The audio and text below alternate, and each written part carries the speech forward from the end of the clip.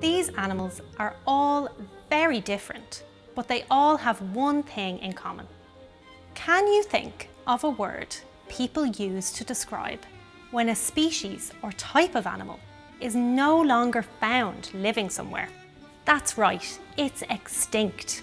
To be extinct means to no longer exist, like the dinosaurs. But there are many more examples of animals that have become extinct over the history of life on Earth, and there are many different reasons why an animal might go extinct. Can you think of any?